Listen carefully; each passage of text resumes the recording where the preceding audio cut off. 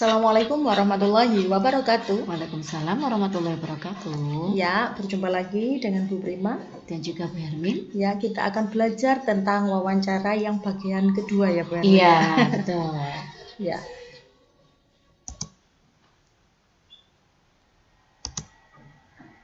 Sebelum kita memulai pembelajarannya, kita uraikan dulu tujuan pembelajaran pada pagi hari ini ya Bu Hermin. Ya, yang pertama anak-anak nanti akan mengetahui ciri-ciri pertanyaan yang baik. Ya.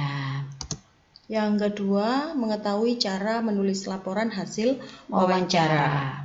Ya, dimulai dari tujuan yang pertama ya Bu Hermin ya. Mengenai ciri-ciri pertanyaan yang baik. Ya.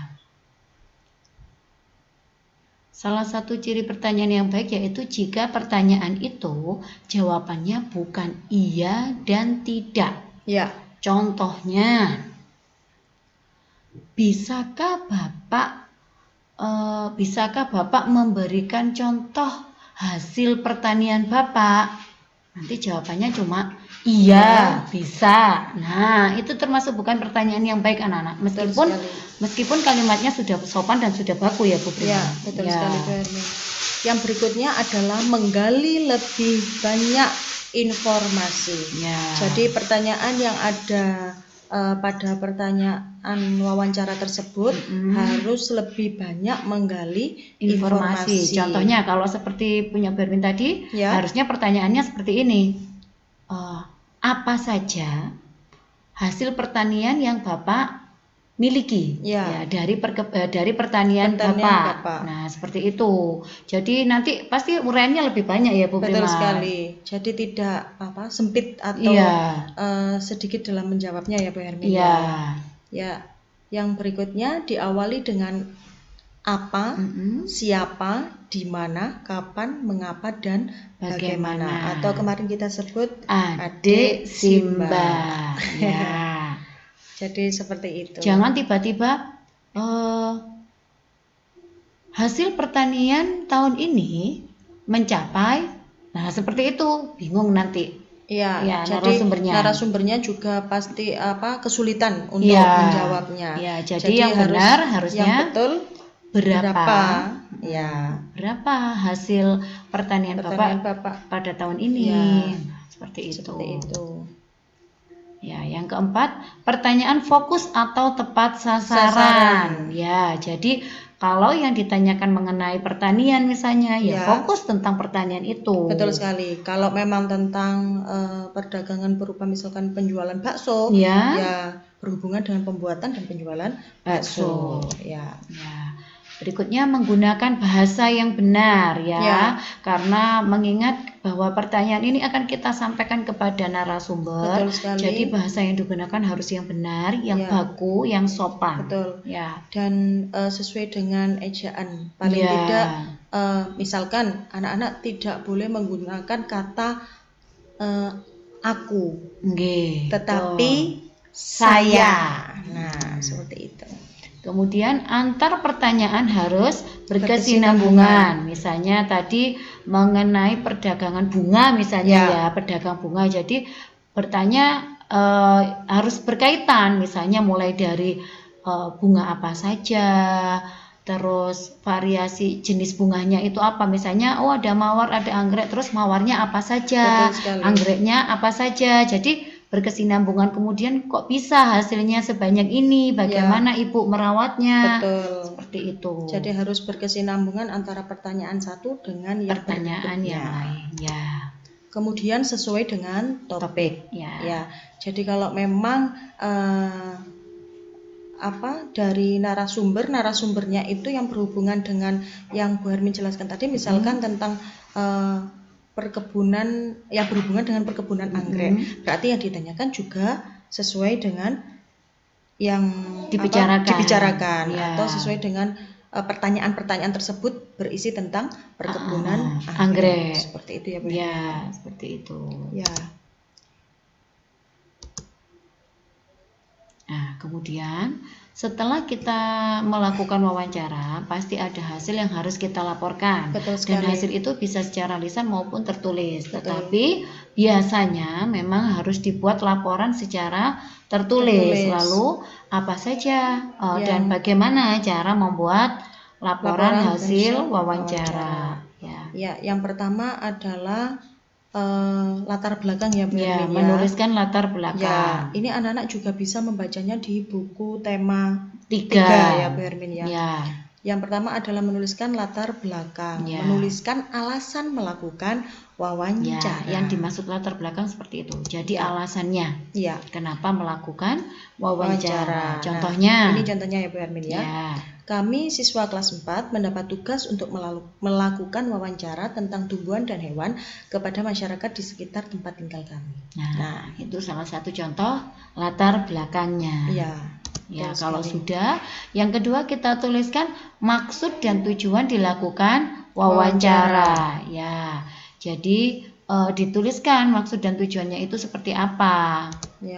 Contohnya. Misalnya, tujuan dari kegiatan ini adalah untuk menggali informasi lebih lanjut dan memperdalam pemahaman kami tentang berbagai hewan dan tumbuhan di sekitar tempat tinggal kami, yang meliputi karakteristik tumbuhan dan hewan dan kaitannya dengan tempat hidupnya, serta hak dan tanggung jawab terhadap lingkungan. Nah, itu contoh dari maksud dan tujuan penulisan, maksud dan tujuan kegiatan wawancara.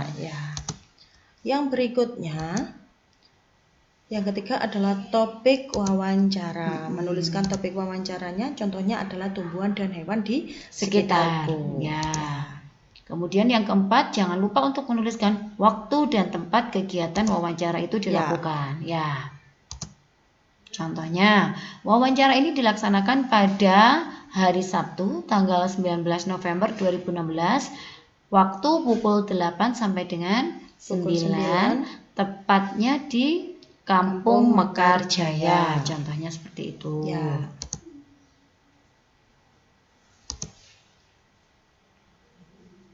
Yang kelima, membuat laporan hasil dari wawancara. Menuliskan hasil wawancaranya. Menuliskan sumber, narasumbernya, kemudian pewawancara dan hasil dari wawancara. Nah, ini contoh narasumbernya Bapak Kurniawan, pewawancaranya ini adalah Lani, dan dituliskan hasil wawancaranya. Nah, ini misalnya hasil wawancaranya seperti tadi ya Bu, berkaitan dengan hewan. Bapak Kurniawan ini tidak ada ya Bu Prima? Iya, sebentar. Nah, itu ini. Pada hari Sabtu, 19 November 2016, pukul 8 sampai dengan 9, saya melakukan wawancara kepada Bapak Kurniawan tentang tumbuhan di sekitar tempat tinggalku. Nah, misalnya, ditambahkan ya Bu Prima, misalnya, Bapak Kurniawan memiliki hewan peliharaan berupa, misalnya, ada burung, kenari, ayam, kambing, dan kucing misalnya, dan masih banyak lagi sesuai dengan jawaban dari daftar pertanyaan yang telah dibuat oleh anak-anak. Jadi isinya atau hasil dari wawancaranya seperti itu. Itu dipaparkan secara jelas. Kemudian menuliskan kesimpulan dari wawancara. Jadi kalau kesimpulannya berdasarkan maksud dan tujuan tadi, berarti bahwa dapat disimpulkan bahwa Bapak Kurniawan telah memiliki telah memelihara beberapa hewan, diantaranya ini, dan juga tumbuhan diantaranya ini. Bapak Kurniawan telah melaksanakan kewajibannya terhadap hewan di peliharaannya dan juga tumbuhan sesuai dengan hak dari hewan dan tumbuhan itu. Misalnya seperti itu. Jadi dalam menuliskan kesimpulan, menuliskan laporan, itu runtutannya seperti ini ya Bu Hermin. Ada 5 hal tadi. Betul sekali. Dimulai 6 sampai kesimpulan. Latar belakang, maksud dan tujuan, kemudian topik, kemudian waktu dan tempat, laporan atau hasil wawancaranya, dan yang terakhir adalah kesimpulannya. Jadi harus sesuai dengan yang Bu Hermin dan juga Bu Prima sampaikan ini. Ya, harus berisi itu. Betul sekali. Ya, dipaparkan. Ya, untuk nanti anak-anak untuk tugasnya kita bisa sampaikan di waktu yang mana nanti sesuai dengan lingkungan di sekitar kita. Seperti itu ya Bu Hermin. Ya. Jadi itu tadi mengenai bagaimana menulis laporan hasil wawancara dan juga membuat pertanyaan yang baik. Kenapa kita tadi membuat pertanyaan yang baik? Karena nantinya anak-anak juga akan membuat daftar pertanyaan sebagai bekal untuk melakukan kegiatan wawancara. Dan harus sesuai, yang mana anak-anak juga harus sopan. Penyusunan katanya juga harus disusun dengan baik, seperti itu ya Bu Hermin.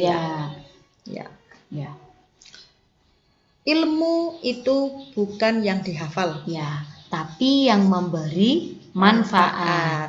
Semoga ilmu kita hari ini juga dapat memberi manfaat untuk anak-anak. Jangan lupa untuk like, komen, share, subscribe, dan tekan tombol lonceng untuk channel Prima Ekasari dan Hermuni Siswati. Sampai jumpa di pembelajaran berikutnya. Tetap semangat. Assalamualaikum warahmatullahi wabarakatuh.